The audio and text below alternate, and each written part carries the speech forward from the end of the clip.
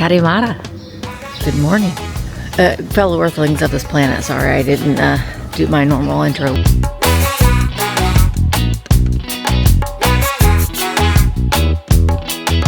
We are on our way to the Acropolis and the Parthenon. We're gonna stop at a little bakery first. Mark can get him some coffee. I'm drinking Hell. That's the energy drink that they sell. It's pretty good. We're going early because it is going to be very hot. It was very hot yesterday. It's going to be very hot today. So we're trying to get there early. So in hopes that it won't be as hot when we're up on that hill. So wish me luck because it's going to be some traversing. I have on my tennis shoes and not my sandals, but we're gonna see one of the very first towns, democracies ever in the world. So that's gonna be pretty amazing. That overlooks the rest of Athens. So that's what we're gonna do today. Join us. You know what though, everywhere you look in Athens, you will see ruins. And I bet you that underneath all of these buildings in the city, there's ruins underneath there. Everywhere. You'll just see stones and what look like steps. And the amount of history that's here is incredible. See, there's more up there. They have an outdoor movie theater. Ah. Well, that's kind of fun. What a great place for the kitty cats to live, honestly. Kitty cats live in these ruins as they have for thousands of years. There's more up there. Everywhere you go, you're going to see some ruins.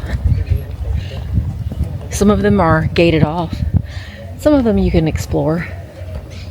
Some of them have small fees. They're enclosed into parks. But there's a lot of hills. What does this area remind you of? What does it remind me of? Yeah, just like take a look. And what's the first thing that comes to your mind? Michigan? Well, no. I think like a zoo. Oh, a zoo. I was just looking at the pine trees. I see pine trees, I think of Michigan. Yeah, it does kind of remind you of a zoo. Like a zoo that would have fake rocks, you know, that they would build. I expect you to see a bear. Yeah. But see, you can see there's some cornerstones of some buildings, walls down there.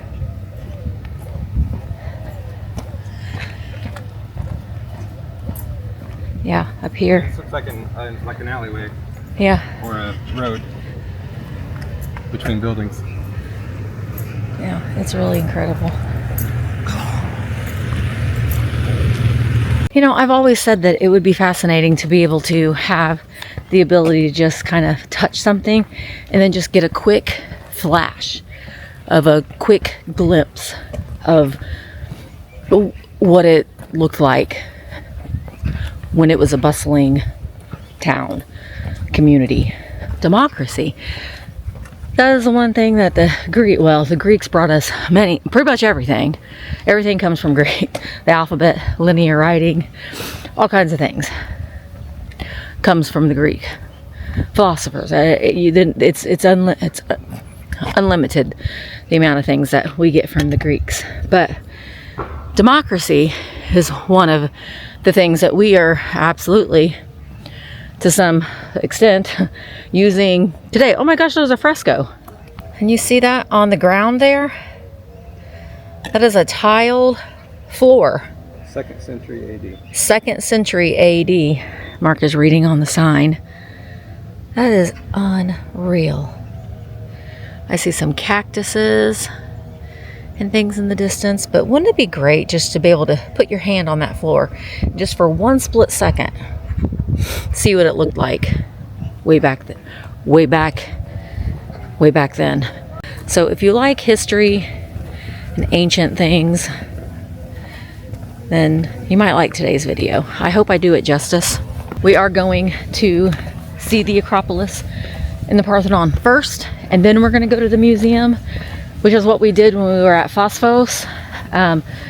They've done a lot of recreations when you're up there. So some of the statues and things like that have been taken down to the museum just so they can be preserved, and they've got copies up at the top. So that's some of the things people are like, oh, I wish they still had the original stuff.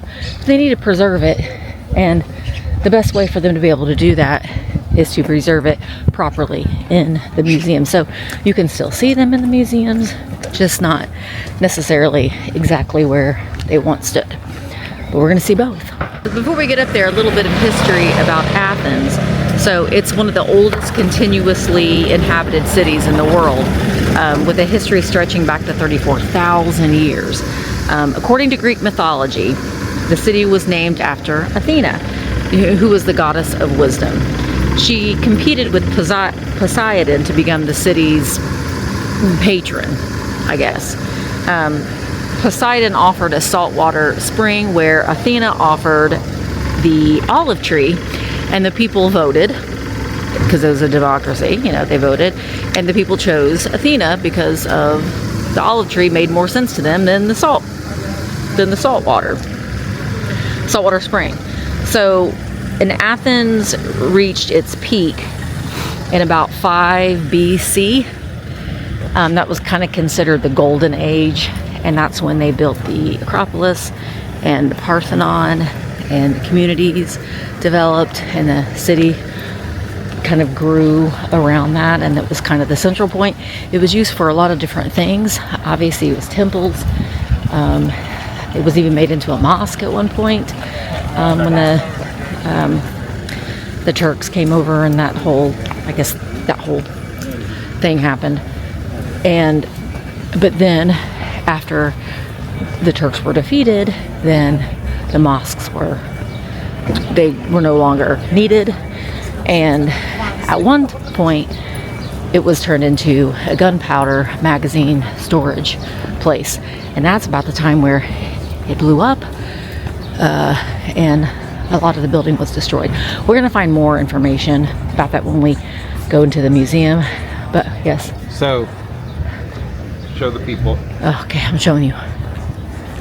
Okay, showing the people. These roads are fairly flat. Yeah. I got on tennies, which is uncommon for me. Huh? But they're kind of like marble. Yeah. And so they're a little slick. They're a little slick and they're a little uneven, so make sure that you're wearing stable shoes. I, in the heat, never wear tennis shoes. I'm always wearing sandals, but today I did choose to wear tennis shoes. I'm going to apologize in advance if I'm sounding a little out of breath when I'm doing all this. Is because I am. Just being honest. It's because I am out of breath. Don't look at me like that. No, I didn't know if you had your mic on. No, I am going to put my mic on here once we get up this hill. I'll put my mic on so you can hear me a little bit better. Oh, there's a weed eater. Adam the Woo.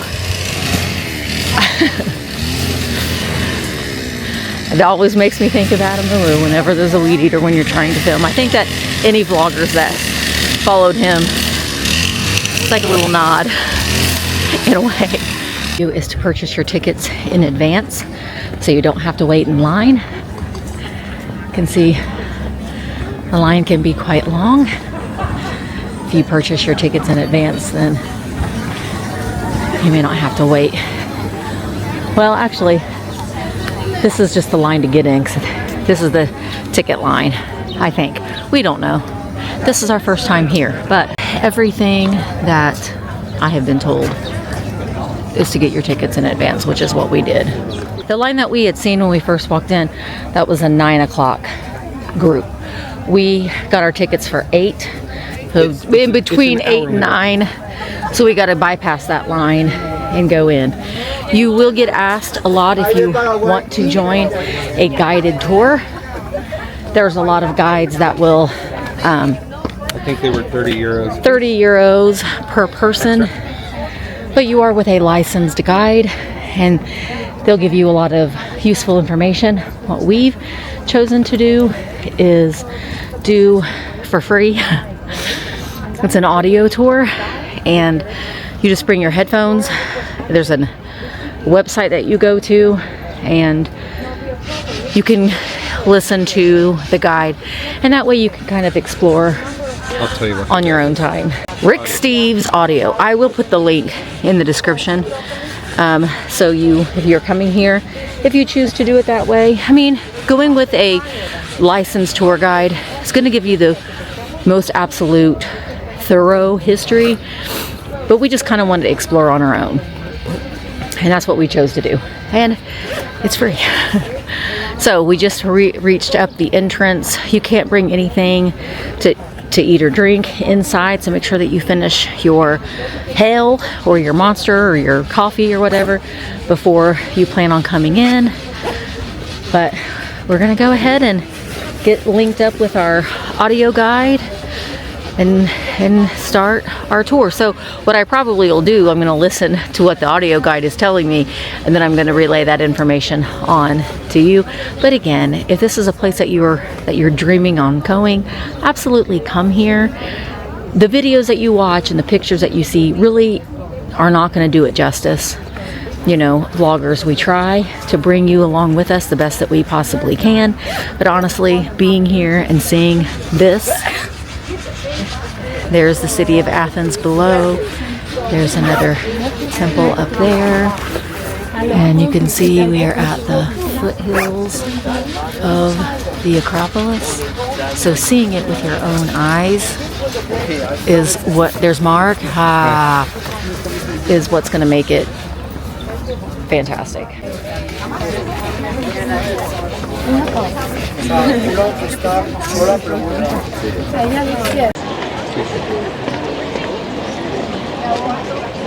This is the Odeon Theater. These paths have been here since basically the beginning of recorded time. So this is one of the oldest places in the world. At 7,000 BC. Here we go. Up.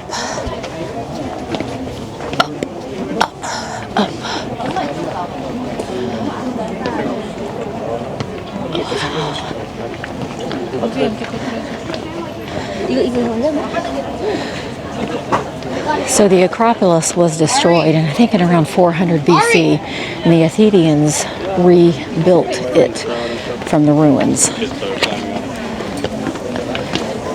Again, I like to touch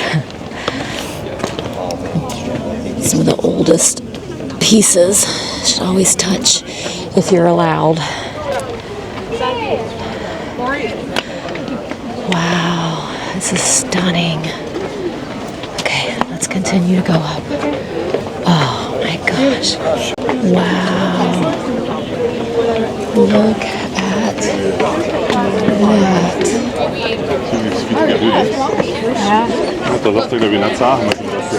This is incredible. There have been a lot of people that have been whistled at for climbing, so stay on the path.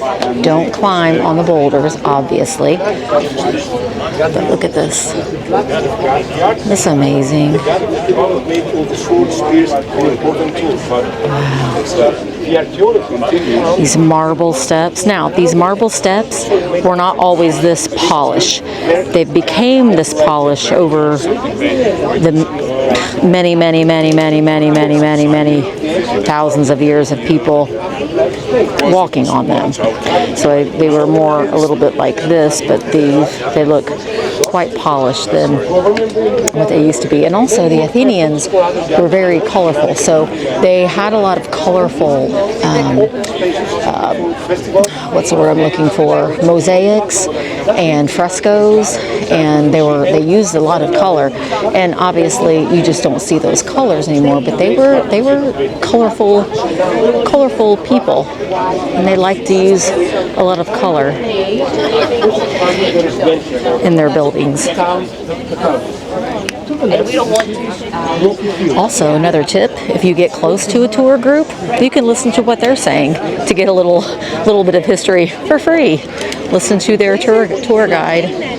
You can see there's a lot of people on the rock over there. You can climb on that.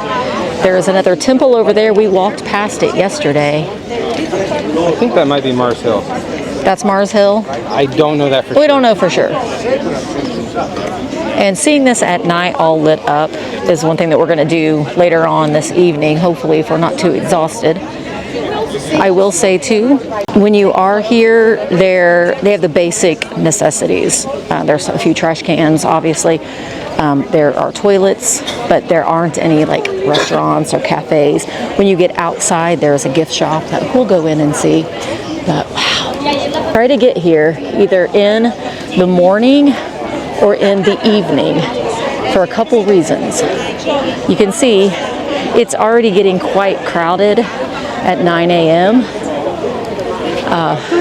If you come here in the evening, or in the mornings or in the evening, it's cooler. It's not as hot. So there's a benefit for you to do that as well. Wow.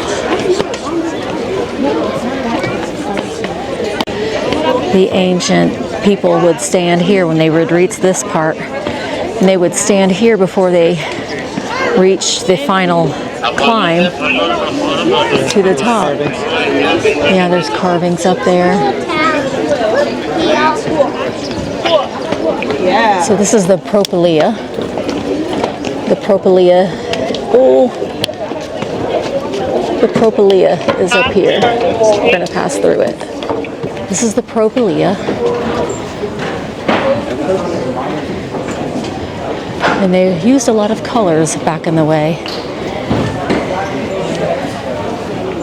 So the Propylaea was basically the welcome area where the Athenians would be like, look at our palace, look at our beautiful land. People would be in awe before they even stepped in. Oh, look at that. So we're going to climb up here just a little bit so I can give you a better look of the Propylaea. A better view. There's a better view of the Propylaea. It's pretty amazing.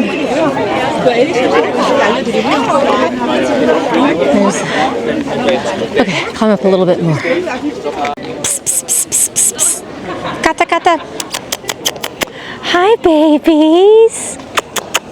Look at you. Psst, psst, psst. They're like, I'm not paying you any mind. Aww. Just living their best life here at the Acropolis. All right. Well, now to our regularly scheduled program. Through the Propylaea, there's a column that's right here that has a little bit of gray on it. And at one time, Julius Caesar did put a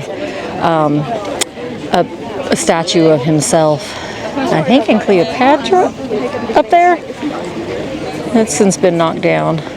So if you're walking through, they would do like parades through here with dancing girls and animals for sacrifice, and they would bring them all up here. And Athena resided in a temple that was up here.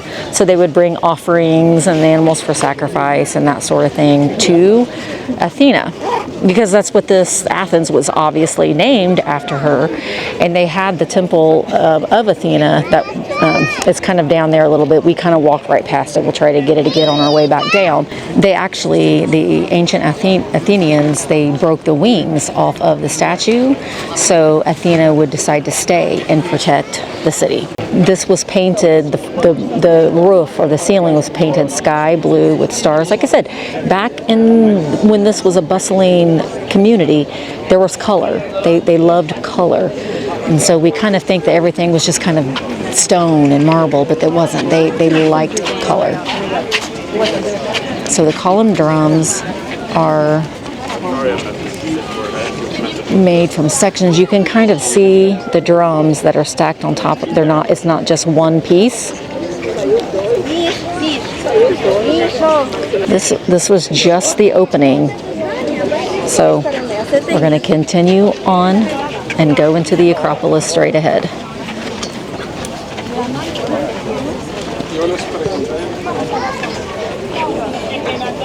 Here's Parthenon. Isn't it just amazing?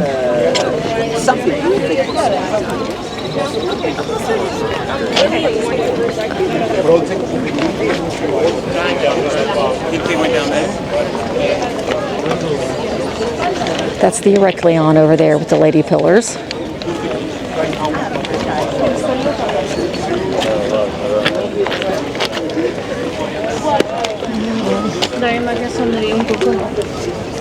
Athena would have been 30 feet tall. Would have been a statue to Athena 30 feet tall. This place was commissioned by Athens.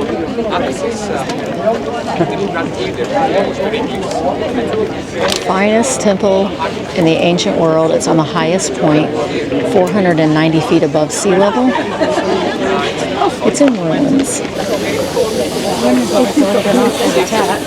In 1687, there was a freak accident. It was basically used as a gunpowder storage, and it exploded. And it's the largest Doric temple in Greece, 228 feet long, 23,000 square feet. We have the Doric columns. There's 8 of them.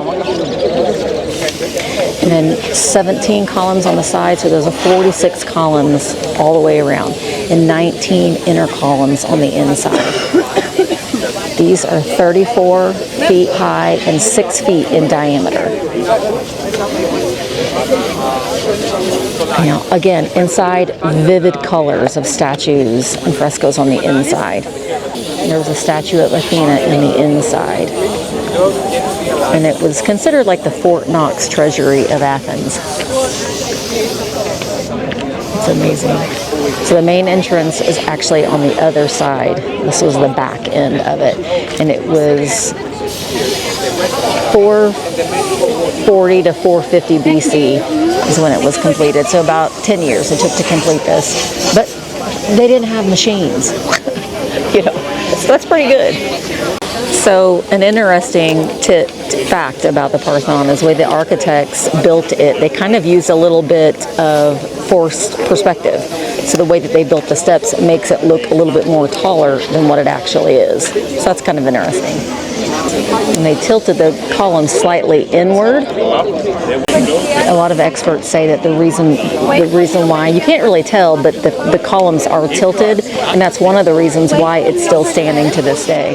Get a little closer. Wow. You can see there's carvings in there, and there's different carvings that represent Athenia in different battles.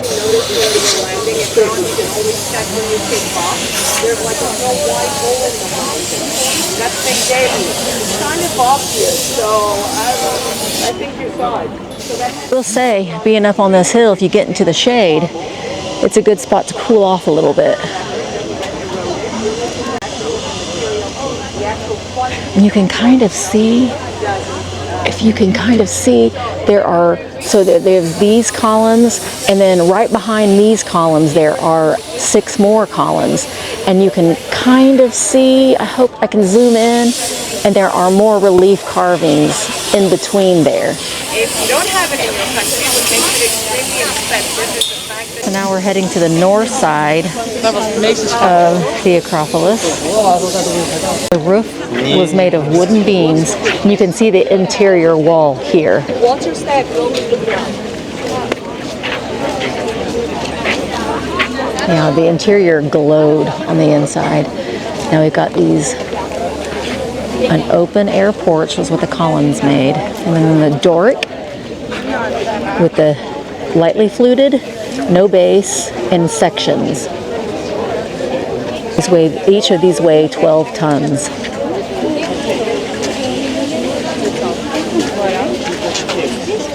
Pentelic marble is what they were made out of.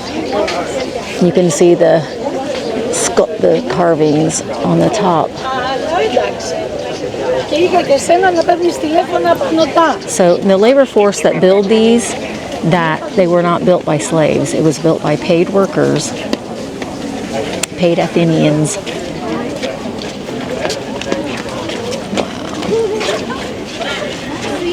It's incredible.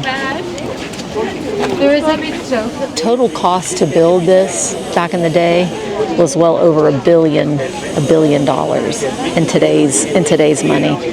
You can see that even in the floor, They have this nice concrete that's poured, but they have left little remnants of what the walking paths originally looked like, which is a nice touch.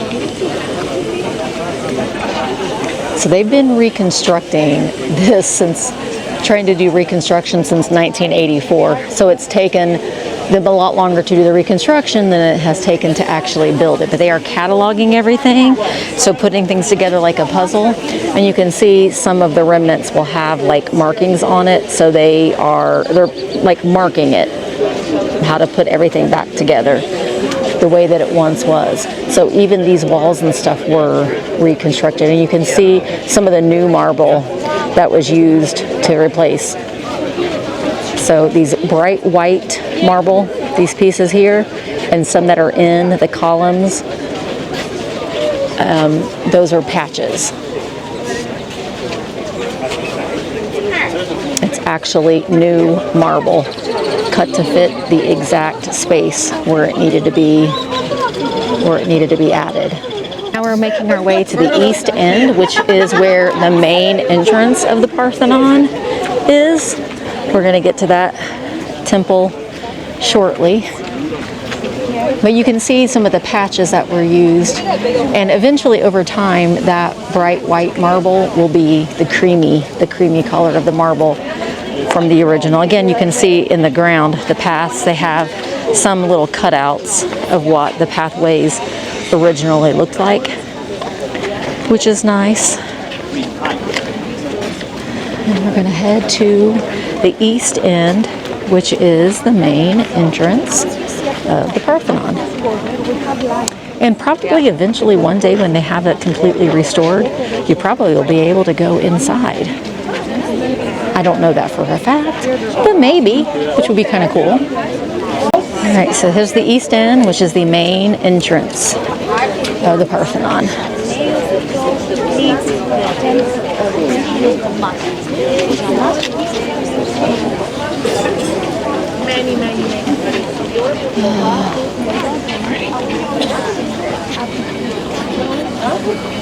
Oh, you can see a man up there and a horse.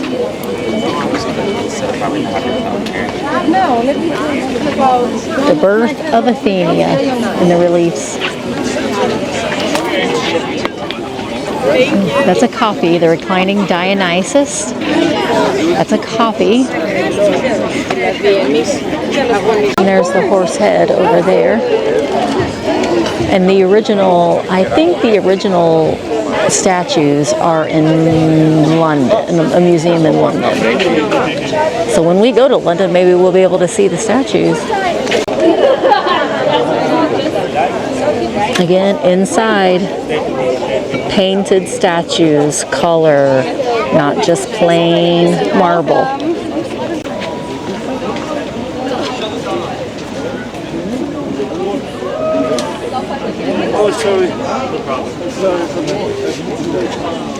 On this end, you can see some of that bright white marble. Now that is what has been reconstructed and put together like a puzzle piece, exactly how it once was. I mean, you can still see some of the old mixed in with some of the bright white marble. So I like that they are really trying hard to use as much of the original pieces of marble as possible. This is the Erechtheion. Here's the Acropolis. Here's the Erechtheion. It's a little bit more prestigious. It was the temple where the Pan-Atholic Parade ended. And it stood on one of the oldest sites on this hill where the Mycenaeans have built their palace. So in the front, the Mycenaean palace, the ruins of the Mycenaean palace is in the front. And you can see the porch of the Caryatids is 6 beautiful maidens functioning as columns that support the roof. Each of the ladies have a base beneath their feet, pleated ropes, fruit basket hat. So this is the Mycenaean palace as the ruins here. And this is older. I mean, they're all old. They're all aged, newer. Oh, you can see some poppies growing in the grass. That's cool. Now, these are reproductions. The originals are in the museum that we will see. There's only 4 that have survived, and the others are in London and in France. So these were put up in the 1950s, and the elements have just worn them down. You can see the ones in the back have a little bit more detail on their faces. There's an olive tree right there. Greece has 100 million olive trees. That one isn't ancient, but there has been an olive tree on that spot for thousands of years. And according to legend, Athena first planted the legend there, and that was kind of when I was talking about Poseidon bringing the salt water and Athena presenting the olive tree, and the Athenians were like, we want the olive tree. So she became the ruler of Athens, and Athens was named after her.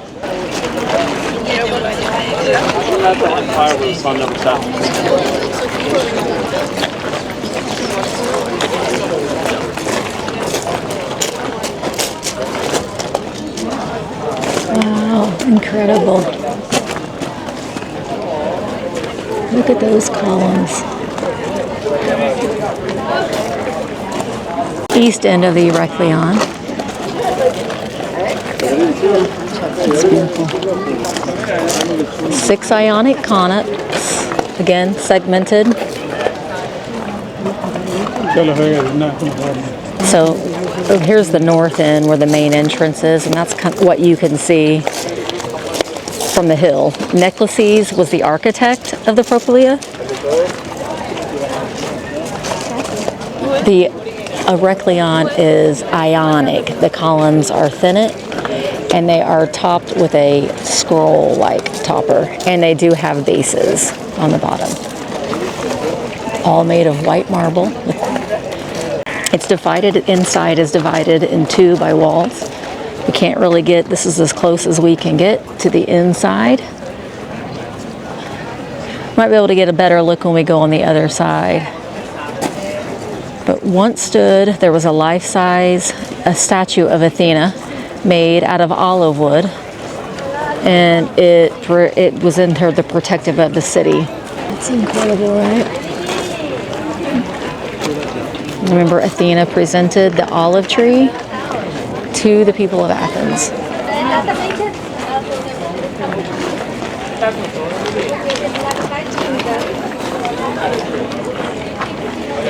Yeah, so supposedly this is the spot where Poseidon and Athena had their fight over who was going to rule the city.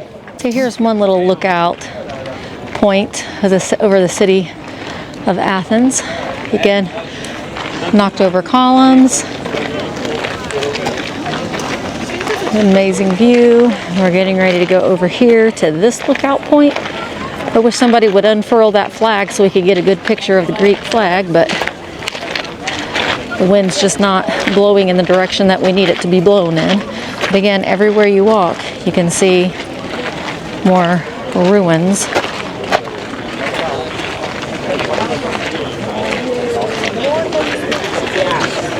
And this little lookout point here. But it's very. Now we're going to learn a little bit more about it. Alright, so you can see this flag right here. It's not this exact same flag, but the Greek flag stood here. And in the 1940s, the Nazis took over Athens. And the Nazis, there was a Greek soldier that was guarding the flag. And the Nazis ordered him to take the flag down. He did, and he wrapped himself in the flag, and he jumped to his death. And then the Nazis put up the Nazi flag. After the war was over, obviously, after the occupation was over, then they took that down and they put up the Greek flag, where you can see for miles around in the city of Athens.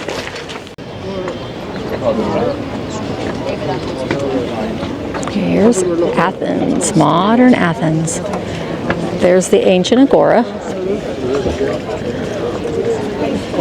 Modern Athens. Yeah, modern is cool.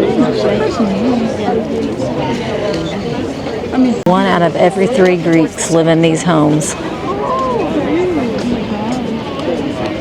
There's the Plaka. There's the ancient Agora. There is the Roman Forum right there. The Temple of the Winds is there. Antiochia neighborhood is right below us. Athens Cathedral is right straight ahead, I believe. Is Athens Cathedral. Like Avitas Hill, it's Athens' highest point. We are going to attempt to go up there. Cable car. We're going to try to go up there to watch the sunset tonight, which should be pretty amazing. Quarries are in the distance, and those were the quarries that made the marble of the Parthenon. The Acropolis Museum, which we will be going into, it's designed on an angle to kind of match the Parthenon. And then this is Acropolis Hill, and it's topped with an ancient monument. Is where the mortar attack in 1687, mortar attack that destroyed the Parthenon. We have a water vending machine. The water bottles are 50 euro. 50 cents. Not 50 euro. They're 50 cents? 50 cents. Oh, 50 cents. Not 50 euro. Not 50 euro. Sorry, 50. Are you not getting one? Going on? Yeah. I'll probably drink this whole thing. But, you know, where in America can you get water for 50 cents? I don't know. I just wanted to bring that up. It has nothing to do with the well, anyway. I'm thirsty. I'm going to drink my water because it is hot. So if you're coming here, you can bring a bottle of water. And they do have water fountains that you can refill it. One thing in Europe that makes sense is the lid. The lids are attached. That just makes sense. They need to do that. We need to do that in America too. It makes sense. In 1687, an army of Venetians attacked the city. And they used the Parthenon as a safe place for storing their gunpowder. Venetians laid siege, and they didn't care. They just stored their gunpowder in here. They wanted to beat the Turks. They fired away, and a mortar shell hit the Acropolis and triggered a massive explosion. And that's what happened to the Parthenon. But it did wipe out the Turkish defenders. But that's what happened to it. And a lot of the times the soldiers would carry off parts as souvenirs. And then in 1841, the British ambassador, Lord Elkin, got permission to take sculptures from the Parthenon. And he gathered up pieces off the ground, bought them from locals, and sold them off the building. Half of the Parthenon's precious sculptures were carted off to London, which was where you'll see them today. They're the Elkin marbles that are in the British Museum today. And the Greeks think that they were stolen, and the Greek government still continues to negotiate for them to be returned. A lot of times, I mean, when I think about the Parthenon, I think, oh, maybe it was destroyed just over time, or an earthquake, or whatever, not realizing that it was actually destroyed by gunpowder, by a mortar that hit it in the 1840s. Maybe you already knew that, but I didn't.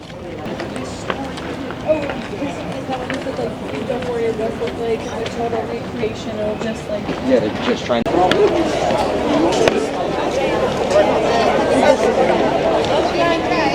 Did you stop this?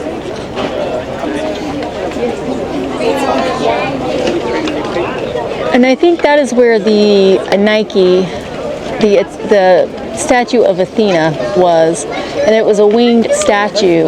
And when Athena thought about leaving Athens, the Athenians broke the wings off of the statue to convince her to stay and protect, so she couldn't fly away. You can see it's much busier now than what it was when we got here in the morning. So these are my tips. We're going to I'm going to end the vlog here. I'm going to start another vlog at some of the other places. But tips, when we get down here, Mark and I will give you our first timer tips when you're visiting. And yeah, so when we get down these steps and we get to a little shadier spot, we'll close up the video with our final impressions and tips. Final tips. It was amazing. You absolutely 100% need to see this. I was a little nervous at first because I wasn't sure that I was going to be able to handle it. But it wasn't so bad, especially if you come early in the morning. I think if we would have went later in the afternoon, we would have been a lot more tired and exhausted just from walking around. So I think my tip is to come as soon as they open. They do open up at 8 o'clock a.m. We got here at yeah, go ahead. The tickets are from 8 to 9. They're an hour blocks. So we got here at 8:30, which I think was great. Yeah. Because there were people already waiting for the 9 o'clock. Yeah. I think there probably was a rush right at 8. We got here about 8:30 and just kind of walked right in. Yeah. It was still busy, but I think we got the initial rush over. But ordering your tickets online, I think, is another great tip. Is There were to only get about them. 4 people in line, but I think, still. but if you come early in the morning, you probably will be okay. But it's just more convenient. They send you an e-copy, so you have a QR code on to your email, so they just easily scan that in. Another tip: bring a hat. Wear a hat. He There's doesn't normally no wear hats. shade. There's no shade. He doesn't wear hats. That's his fishing hat. He wears his hat when he goes fishing. But I'm glad that he brought it. So bring a hat. I would recommend bringing a bottle of water. You can get water towards the end of the trip or end of the tour, and it was 50 cents. And then they do have water fountains, or a couple of water fountains where you can fill it up. But just bring your own. That way you don't have to worry about it. Bring a backpack is a good idea too, I think. So you can put your water bottles in, maybe a fan. I've seen a lot of people walking around with like battery operated fans. I just have your old fashioned Mae West fan. I didn't get it out, but bring a fan. Sunglasses, hat, sunscreen. Wear sunscreen because the sun does definitely. Some people had little umbrellas. It beats down, or an umbrella. Some people were carrying umbrellas. What was our other? The audio tour. Now, like I said, there are tour guides here. When you're waiting in line to get in, they are looking for like groups of 6, and you can just gather up a group of people, or the tour guide will gather up a group. Usually if you're staying in a hotel or in an Airbnb, the Airbnb or the hotel will have recommendations.